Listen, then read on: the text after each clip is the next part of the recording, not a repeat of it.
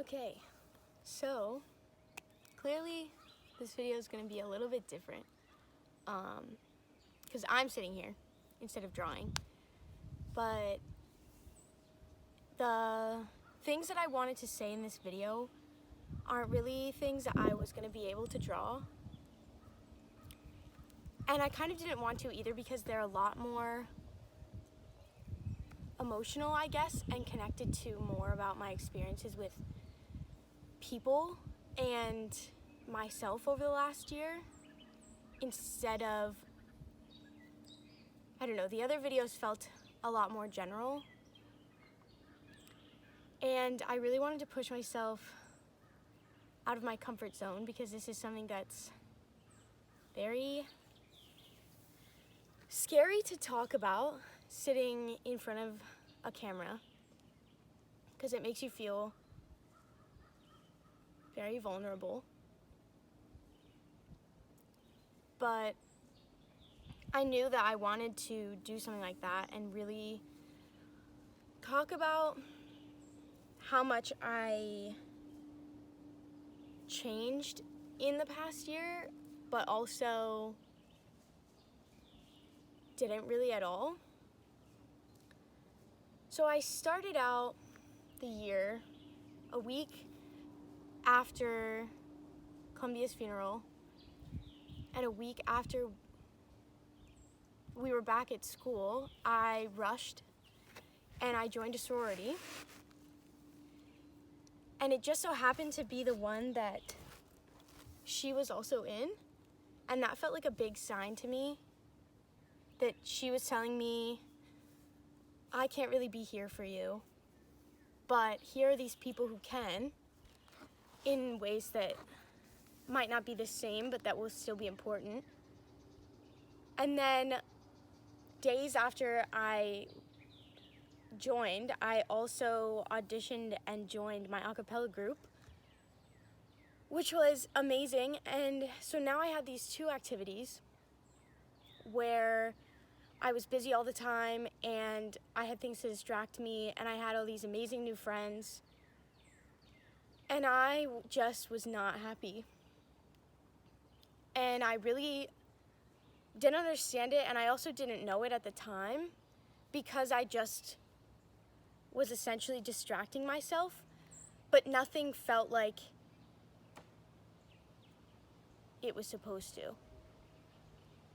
And then summer came, and I thought that things were going to be different because I was going to be working at my favorite summer camp that I had been going to since I was a kid, and it's my absolute favorite place in the world.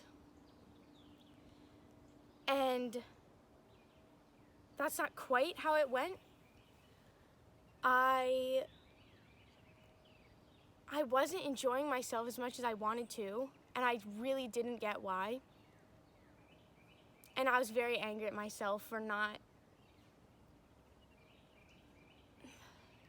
having the summer that I thought I was gonna have. And then, to kind of complicate things a lot more, I started dating someone. And I had had feelings for her since I was 17, which is kind of a long time when you're only 20. And it felt like things were really falling into place for me.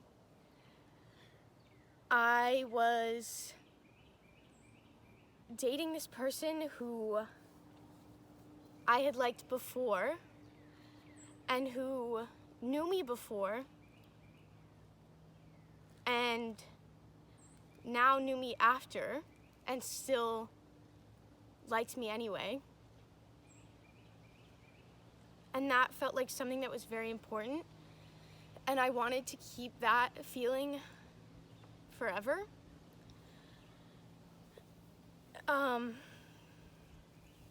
But, you know, naturally, things don't always go as planned.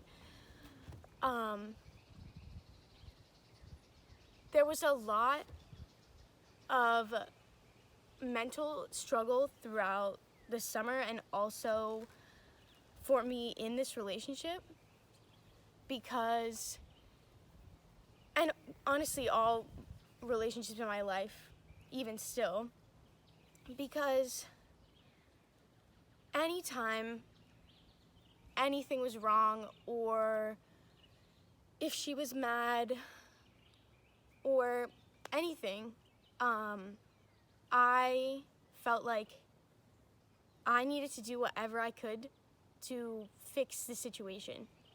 Even if it wasn't about me, or if I didn't do anything, I internalized it as, this is something that I need to fix.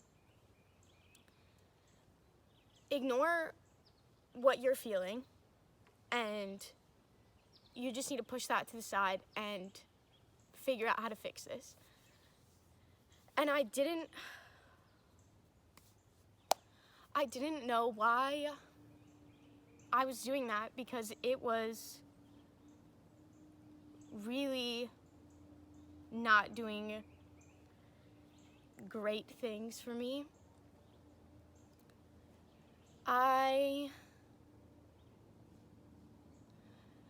My body didn't really know how to cry last year. I hadn't cried since Columbia's funeral. And so anytime anything was remotely emotionally overwhelming, where in a normal situation, maybe with a normal person, aka apparently not me, you would cry because you're upset. But I had panic attacks instead, and I was averaging at least one a week throughout all of last summer and into the semester. And they were related to this idea that I was like essentially pushing aside what I needed. And this is not me blaming anyone or blaming what happened, or that's like not the point. It's this idea that I had internalized the fact that I needed to fix what was going on in any of the relationships in my life. And looking back, it's obviously a lot easier to look back and realize, like, why are you doing this to yourself, right? And it's because I could not bring myself to think of the idea of losing someone else from my life.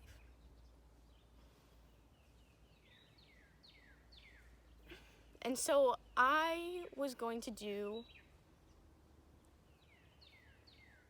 whatever I could to not have that happen again.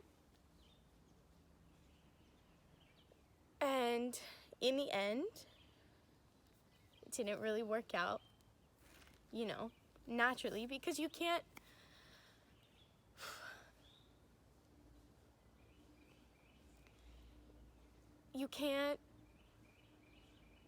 change something only solely by like willpower, right? And even now, clearly, here I am, like, crying, and I'm still so mad at myself. Because what kind of person can cry because they got their heart broken, and can't cry because their sister's dead?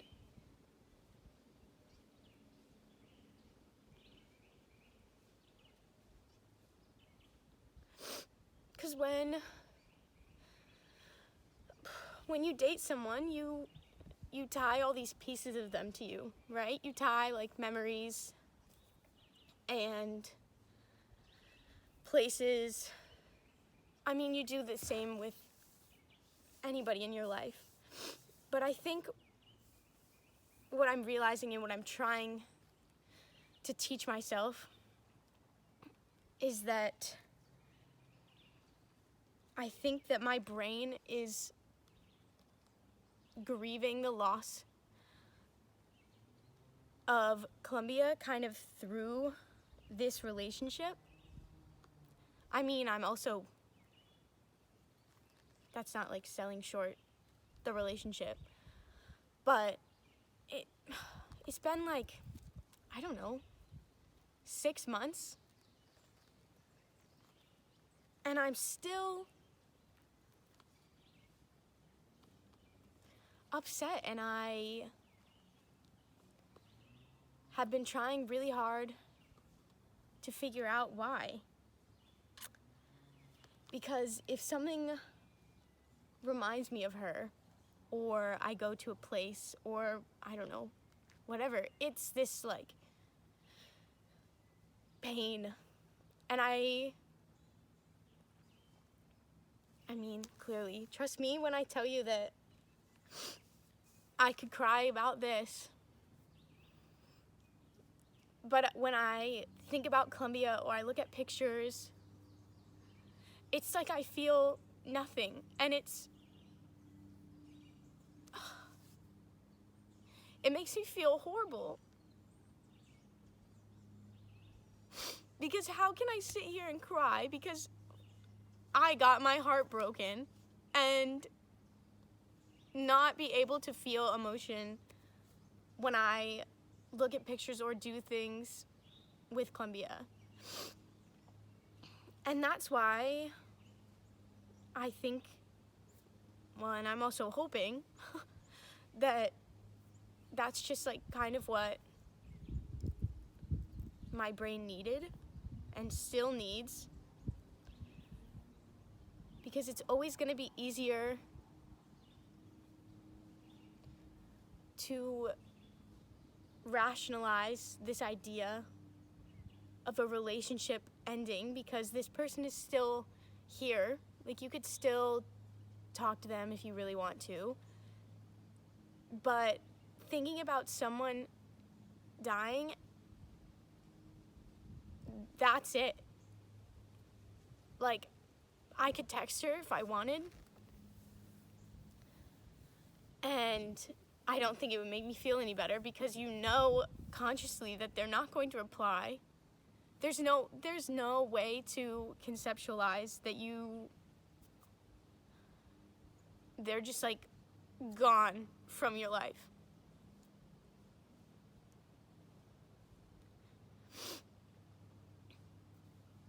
And even that still didn't feel like enough of an explanation for me for why I'm still upset about this relationship ending in my life. And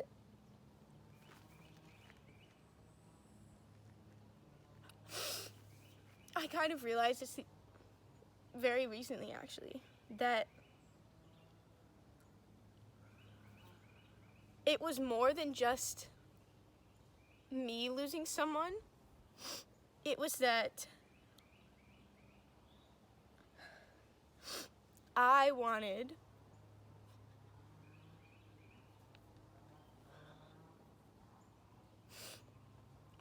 her to be scared of losing me.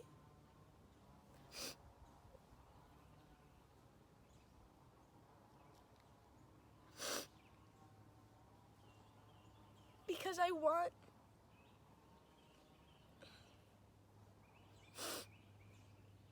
don't want to be the only one who has this like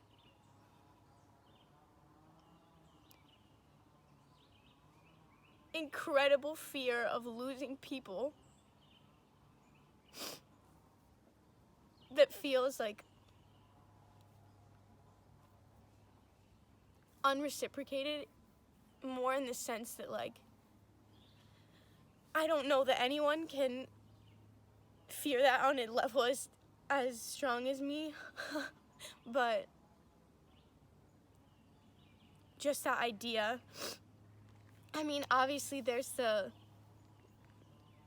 side of my ego a little bit. No one wants to be the one after a relationship who's like more upset and more has like lost more. But like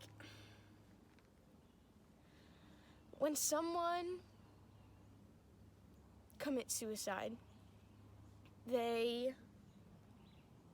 don't really care who they lose from their life because they don't care about their own life anymore. And that's okay. But I think that that's where part of this idea is stemming from, in that I want someone to want to have me. I want the people in my life to want to have me and be scared to not have me in their life, right? Because I got to see firsthand someone not even want their own life, let alone wonder about what they're losing.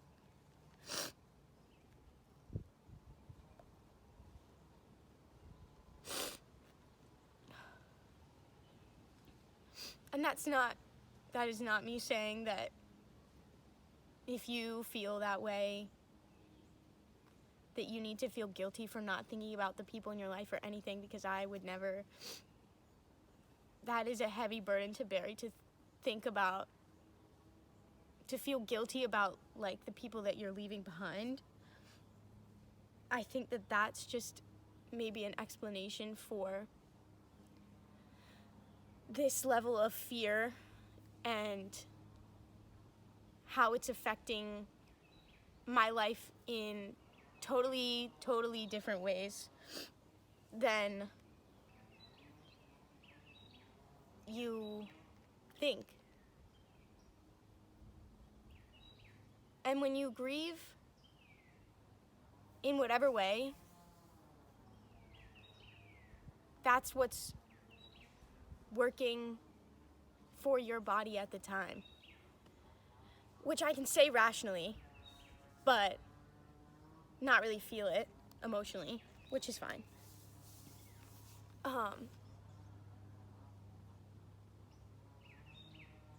I think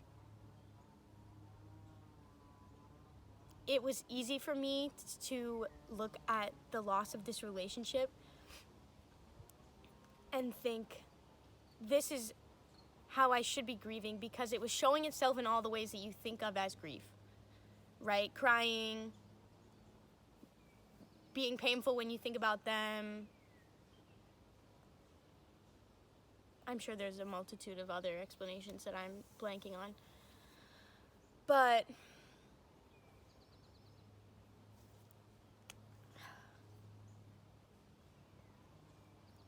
I think what I'm working on now is this idea that you can't force people to want to stay. And again, I can say that very rationally. Doesn't mean my actions are mirroring that, because, you know, how many times do you need to hear that someone doesn't want to be with you, or whatever the case may be? Apparently, it's a lot. And it's still not emotionally sinking in. Someone can say that to you, and that's their choice. The same way that I make my choices, I can't say, well, but wait, let me change your mind. It doesn't work like that. And it ends up costing you a lot more, right? It cost me myself, because I spent all of last year essentially distracting myself. Not on purpose, but now I'm left with me and actually addressing these emotions that I don't want to. And that's kind of where we are right now. There's no happy moral of the story wrap up for this, because I'm only a year into a lifetime of grieving without her. And I don't think it's always going to be this hard. I mean, fingers crossed, geez. But I don't know. I think that I'd like to continue these videos. For now, this is it. This is my third one for my project, but I've got a whole life. And things are gonna feel different every day, every year. So, for now, thank you for listening to me on this journey and letting me share my heart.